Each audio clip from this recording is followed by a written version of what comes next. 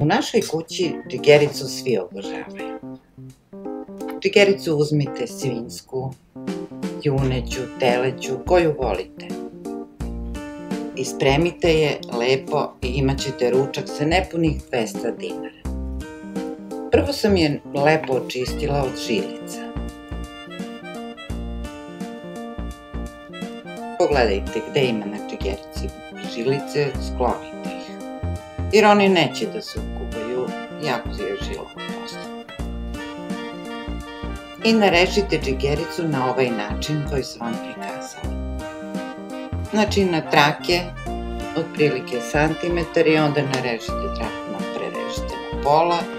U šerpu sipajte ulje da pokrije dno, uključite ringlu i stavite džigericu na ulje. Pustite da se malo uprži, par minuta.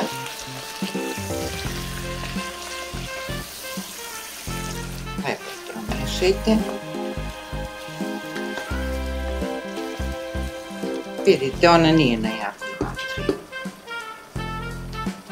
I dodajte crnog luka koliko volite. Ja sam dodala pola glavice jer ne volimo mnogo luka u džigerici. Samo volimo tako malo da joj da miris.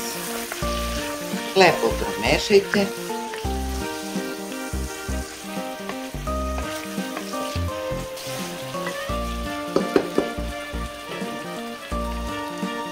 Sipajte joj jednu čašu hladne vode i poklopite na srednjoj temperaturi, neka se tista. Posle 20 minuta džigerica izgleda ovako. Vidite da ima još uvek puno vode, samo sam je promešala i ponovo poklopila. Posle 20 minuta ponovo sam je odklopila i dodala so. Ja sam jednu ravnu kašičicu, za početak nepunu, probat ćemo kasnije, i sitno tucanu alavu papriku. Ovo je domaća aleva paprika, malo je ljuta. Lepo je kad malo rezne ovo jelo. Ako volite, ako ne volite, stavite slatko. Priprema ovog jela nije uopšte teška. Evo vidite, posle nekih sat i po, vode više nema. Džigerica je stvorila svoj sopstveni sok. Poklopite da malo odmori, isključite ring. Džigericu serviram na dva načina.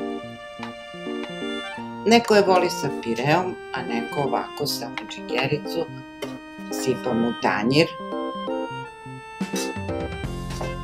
Napravila sam srpsku salatu i malo sira, hleba i jednu ljutu papričicu. Vidite kako je divna džigerica. Veoma lepo izgleda, sad ćemo da je probamo. Ukusna je i mekana, divna.